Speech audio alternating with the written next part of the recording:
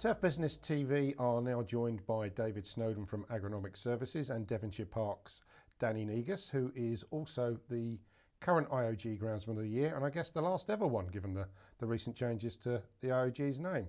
Firstly, Danny, let's have a quick word with you about, for those people who don't know you, what are you looking after down there at Devonshire Park? We probably know tennis, but there's a bit more than that, isn't there? Yeah, I'm grounds manager for Eastbourne Borough Council, and within my remit, I have Devonshire Park Tennis Centre, which we hold the international, the last, as they call it, pre-Wimbledon event. I also have two sites, which is managed on behalf of the LTA, and also the, I'd say the largest, 18-hole golf club in the area as well. So my remit keeps growing. I don't know whether that's out of punishment or success. We don't know yet. Danny, COVID is obviously a big issue as we're currently sitting here now. Your tournament, the showpiece for you every year is actually cancelled. What other impacts are you going through now because of the virus in terms of staffing and how you're managing things? Firstly, it's having a major impact, putting to one side the economic impact that losing the event this year will have.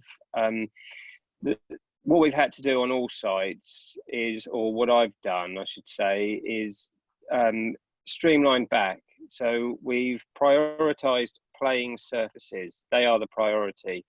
And all my teams have been split into two. So it's basically half on, half off. And the rationale behind that was that if some of my team unfortunately become infected and they have to take extended periods of time off, I can still cope because I've lost essentially just 50% of my team.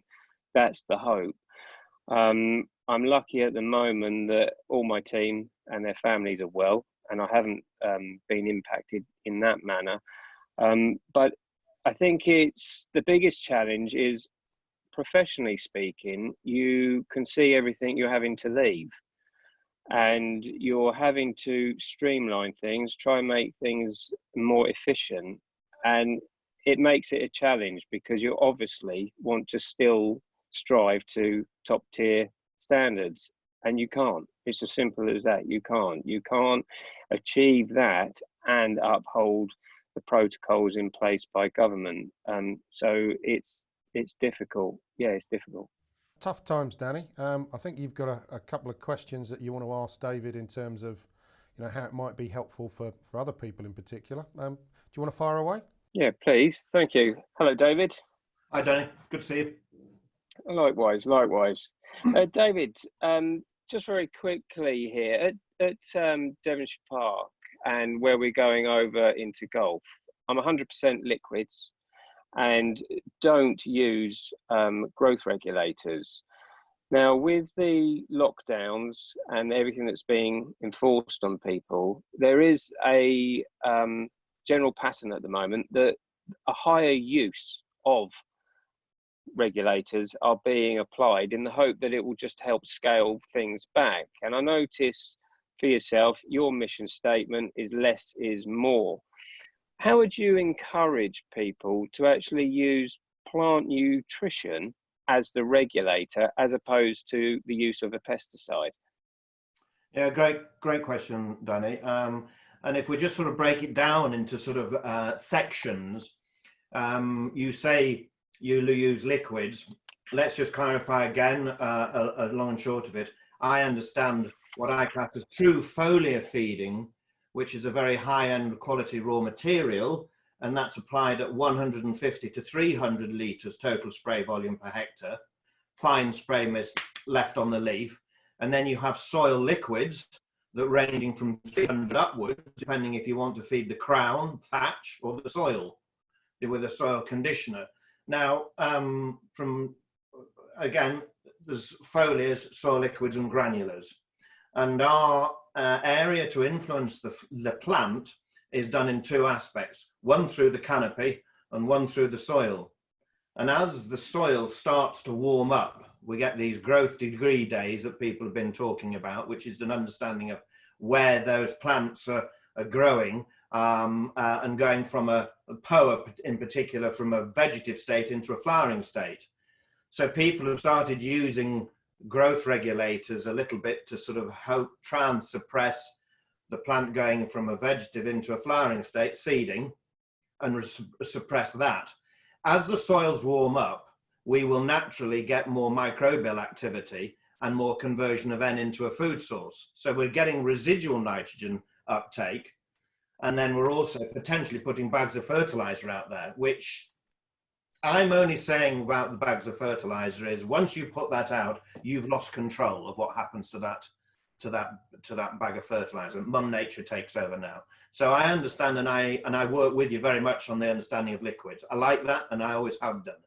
Now, understanding what a growth regulator does, you've got a situation where the ones that are promoters, the naturally produced ones, auxins, cytokinins, and gillibrins, those guys are organic compounds that aren't they're not nutrients as such, and they can have specific influences, and they've been around from day one, and in agriculture and horticulture to certainly the promoters have been there that you can influence, whether it's division, cell division and density, or whether you can influence rooting. And that specific area where I feel that we can still manage that with natural hormones. And these aren't growth regulators or inhibitors. These are the natural hormones. Seaweed's a natural hormone, but once you put it into the soil, you're not actually sure what it's going to do.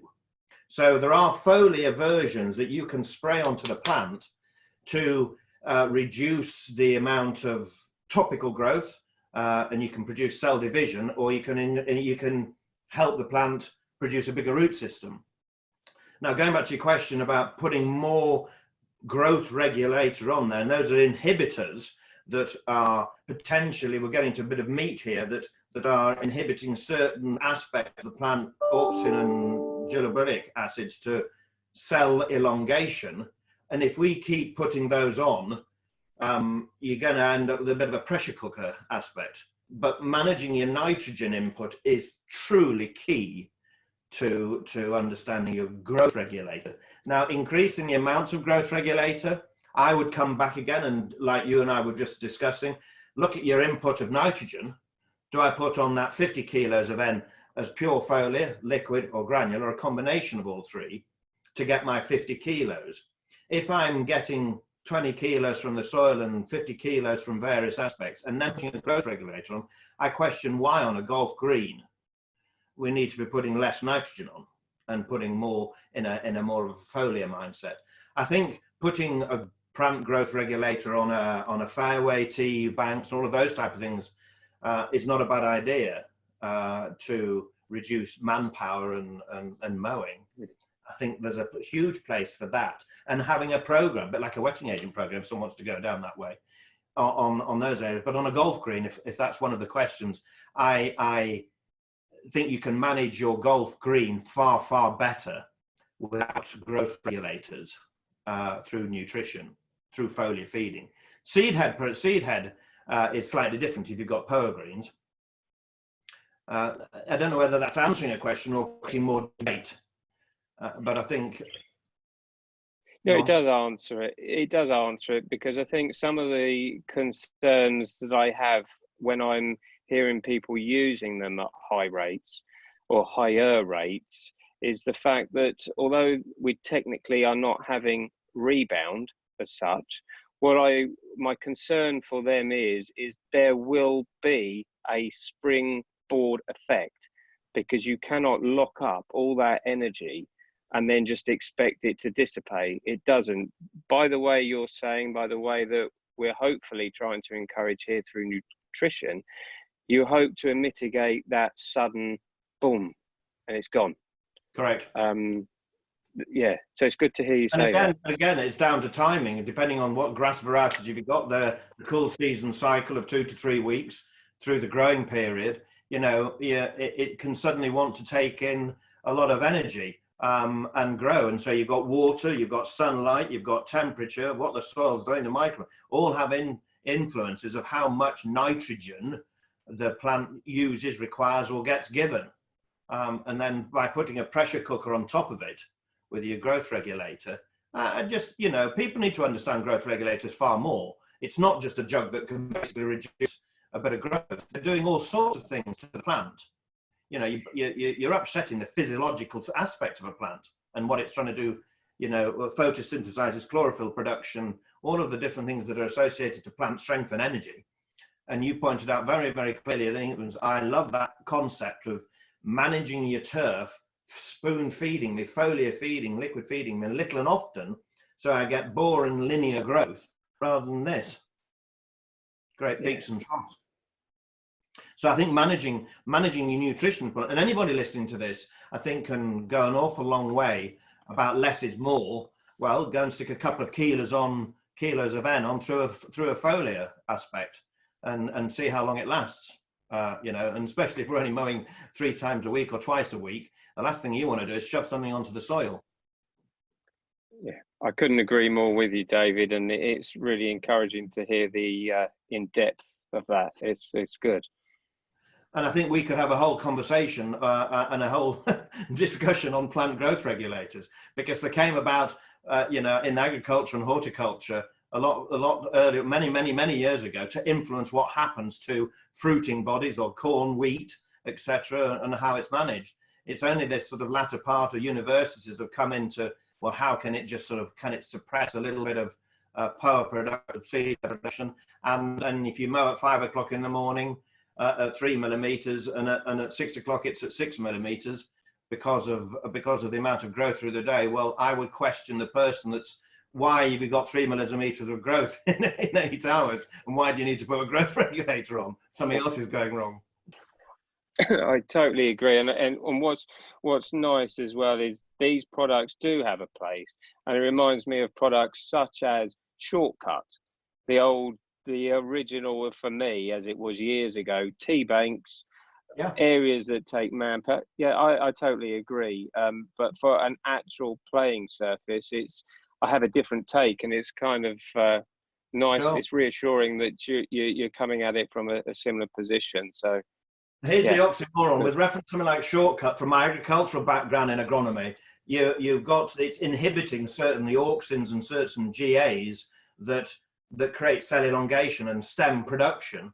Well, Shortcut was put on wheat to stop it falling over, so you produce a shorter stem, and you could shove more nitrogen in it to produce a bigger yield.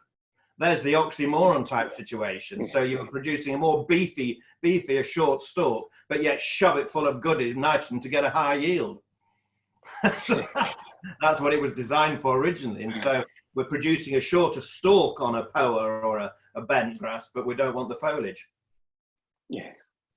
And yet this is the industry that we're in growing turf. It's the only crop that you're growing all the time, but you don't want to yield. Yes. Out of everything else that we grow in horticulture and agriculture, we want yield.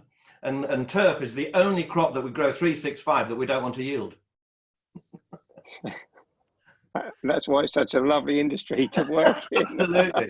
And, you know, and again, so from the aspect of the tennis court, you know, you're creating the grass to peak a bit like the sort of the Augusta weekend to get it to top level. And yet actually what you're doing is maintaining it. People think, oh, well, that is getting it ready for the competition. No, you've got it ready a long time before that, and you are just maintaining through little and often of the right goodies to keep it exactly where you want it to be.